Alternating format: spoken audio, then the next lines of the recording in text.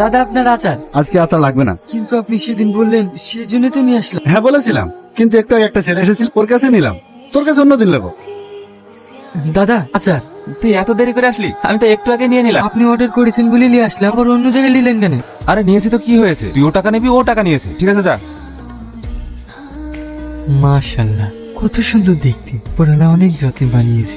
আপনি কোথায় যাবেন ম্যাডাম? তুমি গাড়িওয়ালা? না, আমি আচারওয়ালা, আচার বিক্রি করি, ওই সামনের বস্তিতেই থাকি। তাহলে আমি কোথায় যাবো তুমি জিজ্ঞেস করছো কেন? এই একটু হেঁটে গেলে সামনে বাস স্ট্যান্ড। কি? আমি এতগুলো লাগেজ নিয়ে হেঁটে যাব? আপনি কোনো চিন্তা করেন না ম্যাডাম, এগুলো আমি নিয়ে যাচ্ছি, আপনি শুধু একটু কষ্ট করে হেঁটে চলেন। বুঝতে পারছি ম্যাডাম, আপনারা অনেক বড় লোক মানুষ, গাড়ি ছাড়া চলেনি না, কিন্তু আমি সব জায়গায় পায়ে হেঁটে ব্যবসা করি। আপনি বাইরে থাকে? হ্যাঁ, আমি বিদেশেই পড়াশোনা করি। একটা কথা বলবো ম্যাডাম? হ্যালো? আপনি কিন্তু অনেক সুন্দর, একদম অপসুরা। আল্লাহ তাআলা আপনাকে অনেক যত্নে বানিয়েছে। তুমি একটা পাগল। হ্যাঁ ম্যাডাম, সবাই বলে।